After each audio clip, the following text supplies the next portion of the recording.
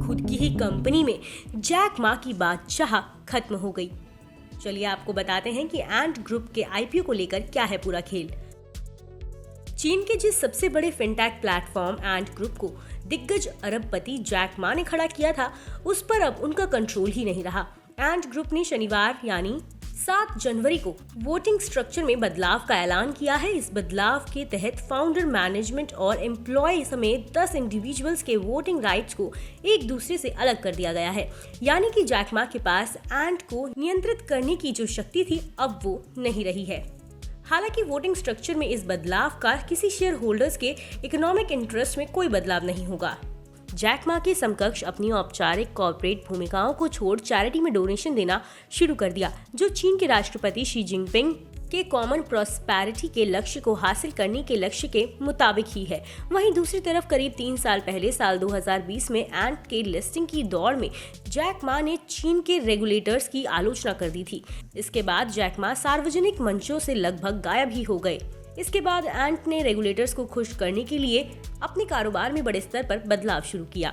हालांकि आईपीओ लाने के लिए इसे और लंबे वक्त का इंतजार करना पड़ेगा। इसकी वजह ये है कि चीन के ए शेयर मार्केट में लिस्ट होने के लिए नियम है कि कंपनी के कंट्रोलर में पिछले 3 साल में कोई बदलाव नहीं होना चाहिए। वहीं शंघाई के स्टॉक मार्केट में लिस्ट होने के लिए ये पीरियड 2 साल और हांगकांग के स्टॉक मार्केट के लिए 1 साल है। बता दें कि यह मुहैया जानकारी सिर्फ सूचना हेतु दी गई है। मार्केट में निवेश बाजार जोखिमों के अधीन है। निवेशक के तौर पर पैसा लगाने से पहले हमेशा एक्सपर्ट से सलाह लें। मनी कंट्रोल की तरफ से किसी को भी पैसा लगाने की यहाँ कभी भी सलाह नहीं दी जाती है।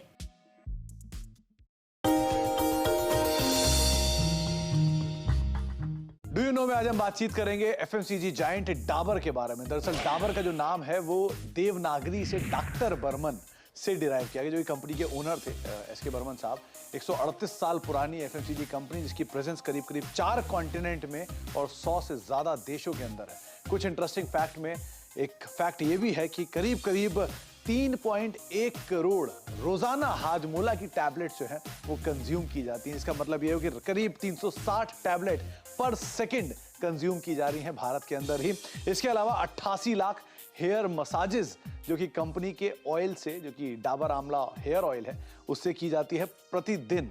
और उसके अलावा कुछ और इंटरेस्टिंग फैक्ट में करीब 63 लाख स्पून्स ऑफ च्यवनप्राश रोजाना कंज्यूम किए जाते हैं और साथ ही साथ 20 लाख ग्लासेस रियल जूस के रोज बरोज पिए जाते हैं। तो इस तरह के मासिव नंबर्स इस कंपनी से एसोसिएटेड है, इस तरह की मासिव डिस्ट्रीब्यूशन इस कंपनी के साथ एसोसिएटेड है। कुछ इंटरेस्टिंग फैक्ट डाबर से रिलेटेड आगे भी कुछ और फैक्ट लेकर आते रहेंगे।